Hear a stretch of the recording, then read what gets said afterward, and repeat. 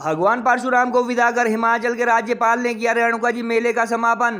अब तक state highway से भी वंचित रेणुका जी विधानसभा क्षेत्र की सड़कों को 4 लेन करने की प्रपोजल भेजने को कहा।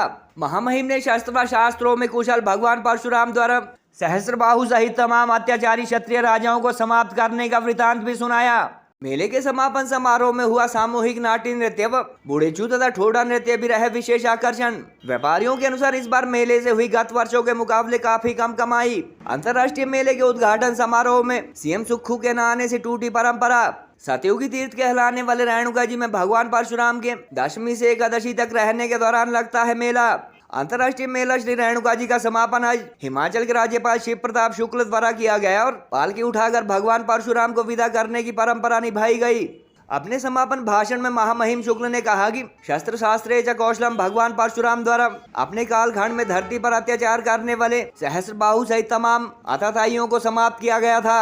उन्होंने महायोद्धा रावण को भी हरा देने वाले सहस्त्रार्जुन द्वारा कामधेनु गाय के लिए भगवान परशुराम के पिता जमदग्नि ऋषि को मारे डालने का वृतांत सुनाते हुए कहा कि रेणुका जी एक पवित्र भूमि है जहां हिमाचल ही नहीं बल्कि देश के विभिन्न राज्यों से इस मेले के दौरान लोग पहुंचते हैं। मेले के समापन समारोह के दौरान एसएचजी व विभिन्न महिला संगठनों से जुड़ी 1000 के करीब महिलाओं द्वारा सामूहिक सिरमौरी नाटी पर आशा लोक नृत्य किया गया और इस दौरान बूढ़ेचू व ठोडा लोक नृत्य भी मेलार्थियों के लिए मुख्य आकर्षण का केंद्र रहे। रेणु मंच से अपने संबोधन के दौरान राज्यपाल ने डीसी स्थानीय विधायक व सांसद से कहा कि हिमाचल की सबसे खूबसूरत जगहों में शामिल रेणुका जी में अन्य इलाकों की तरह पर्यटक इसलिए नहीं पहुंचते क्योंकि क्षेत्र में पर्यटन विकास के साथ साथ सड़कों की तरफ भी ध्यान नहीं दिया गया।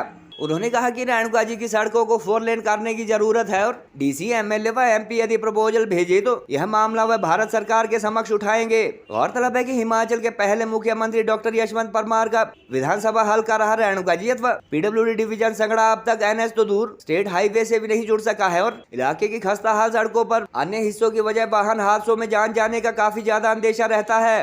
महामहिम द्वारा दिए गए क्षेत्र की सड़कों में सुधार के निर्देश अथवा नसीहत से स्थानीय विधायक के भी इस मामले में जागने की उम्मीद जगी है।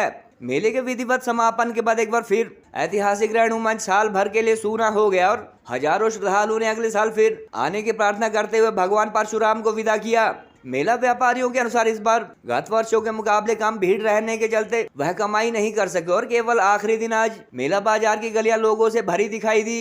मेले में भीड़ न जुटने का कारण मुख्यमंत्री का उद्घाटन समारोह में न पहुंचना, प्रशासन द्वारा परंपरा की अनदेखी व मेला बाजार में शौचालय व पेयजल जैसी मूलभूत सुविधाओं का अभाव तथा कई सड़कों की गत वर्षों की तरह मुरम्मत न होना मेलार्थी व व्यापारी मान रहे हैं। एक भाजपा नेता के बयान के बाद मेले में न आने वाले मुख्यमंत्री की कुर्सी खतरे में होने की धारणा भी चर्चा में है। हालांकि कांग्रेस अथवा सीएम समर्थक इस बात को अंधविश्वास भी बता रहे हैं। मेले के दौरान इस बार पिकअप जैसे गुड्स कैरियर वाहनों में भी लोग यात्रा करते दिखे और एचआरटीसी बसों की कमी के चलते ज्यादातर लोग टैक्सी अथवा बिना टैक्सी परमिट के वाहन किराए पर लेकर मेले में पहुंचे और साथ साथ लौटने के कारण व्यापारियों के अनुसार बाजार में खरीदारी कम हुई।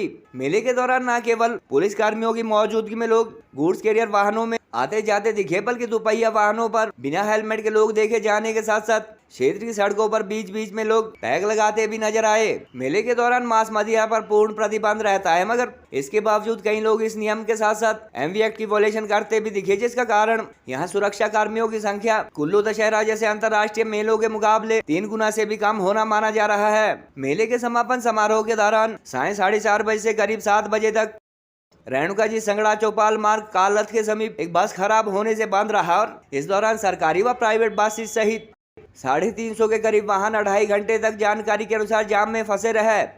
लेकिन मुझे लगता है कि निश्चित रूप से इस प्रकार के मेलों से जो आस्था बनती है उससे हमारे संस्कृति को लाभ पहुंचता है और भारत एक संस्कृति प्रधान देश है, तो इस क्षेत्र के लिए यह बहुत महत्वपूर्ण है। और यह केवल इसी क्षेत्र में नहीं बल्कि उत्तर भारत में इस मेले की प्रमुखता है।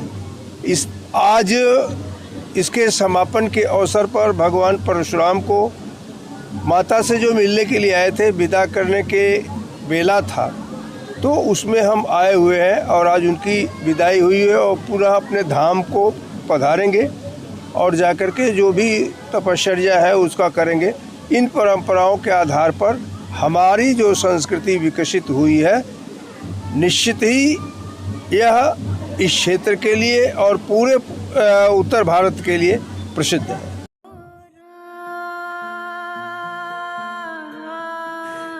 घर से दूर होकर भी दिल को हमेशा यह एहसास रहता है, उनका प्यार और फिक्र हमेशा मेरे साथ रहता है।